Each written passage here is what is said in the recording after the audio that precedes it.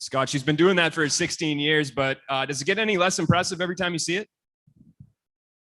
I'll tell you, Cyborg looked great. She looked clean. She put some nice combinations together.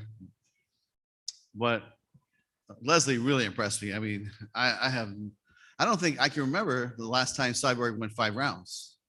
I mean, I honestly can't remember. You guys should research that because it's been a long time. And Leslie, she had her mind set that she was gonna, fight her heart out, and she did. And so I think this is a victory for Leslie in a way.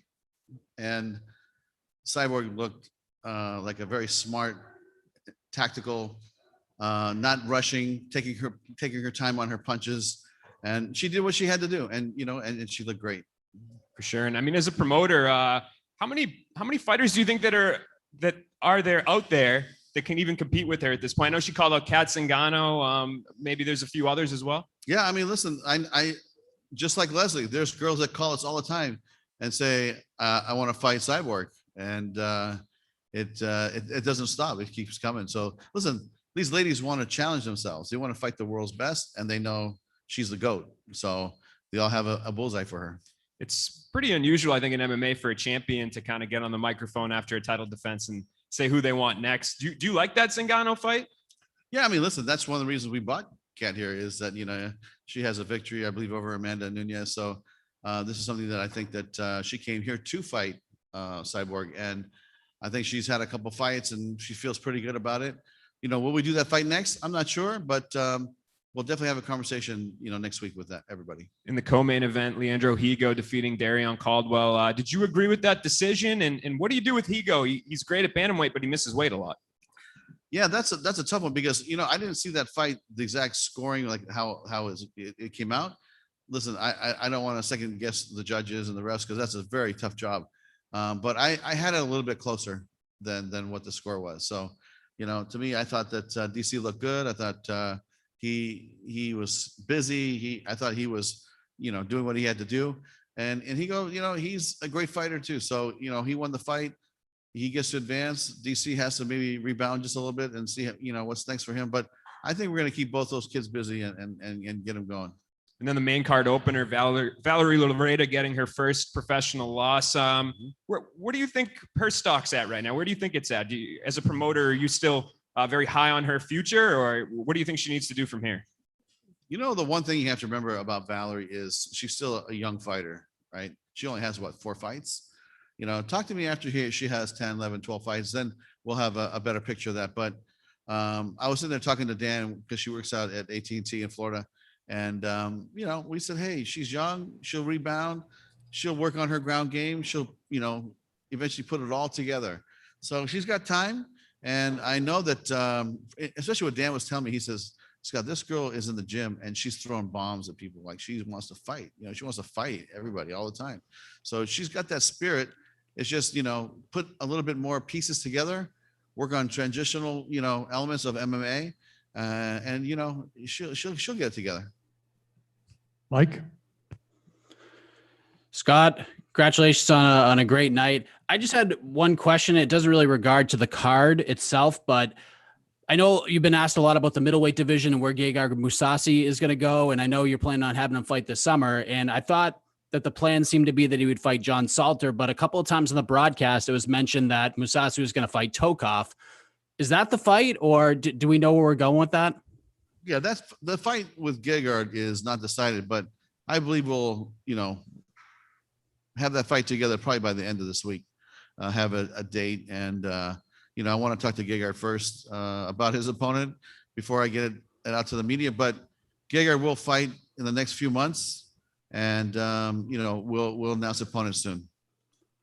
And then one last thing, Danny Sabatello came in on a week's notice and beat Brett Johnson. I know Brett was a highly touted free agent from the UFC, comes over, and Sabatello on 6 days notice goes in there and gets a dominant decision. Where do you think that puts him in the overall scheme at 135 pounds after tonight's win? I mean, definitely his stock went up. And, the nice thing is on Monday after the rankings come out, you'll see exactly how much his stock went up. Giancarlo? Hi, Scott. Great event tonight. Just one question for me about the prelim women's featherweight fight, Layla McCourt and Janae Harding. Where do you make of that fight, and where do you see Layla McCourt going for you? Because she was another fighter who missed weight. Like, do you think that's going to jeopardize her ranking come this week?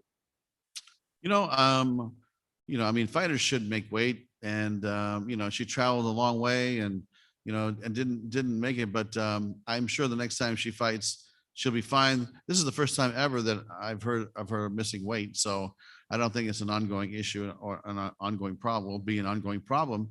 But I thought Janae was actually on her way to win that fight.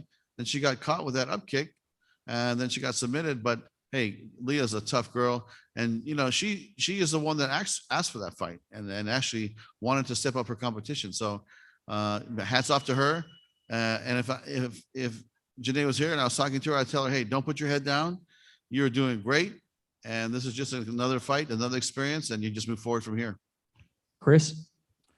Hey, Scott, congratulations on a fantastic card again. Two-part question. First, they've been making noise. Kayla Harrison wants Cyborg. Cyborg wants Kayla Harrison. I know you have always said you love making super fights. You like, work with other promoters. Do you see it possible that, down the line, Cyborg, Kayla Harrison could happen, whether it's on ESPN, whether it's on CBS, something where it's that, that big super fight that you love? Yeah, I mean, listen, I'm all about it. It depends on the timing, the business deal. We haven't done a deal with anybody. I mean, we haven't done a deal with anybody with Kayla or her representation or Ray's company. So it's there's some things to work out to get to that point. In the meantime, listen, we have plenty of girls to fight Cyborg, and Kayla sounds like she's going to be busy. But at some point, I would love to see that fight, and I know Cyborg would too. And if I'm Kayla, I'd want to fight her as well, because Cyborg is the biggest star right now. So I think Kayla has a lot to gain by fighting Chris Cyborg, and so that's something that could happen in the future. And how it gets put together and the business deal, that's going to be the devil's in the details. All right, we'll take a couple more. Darren?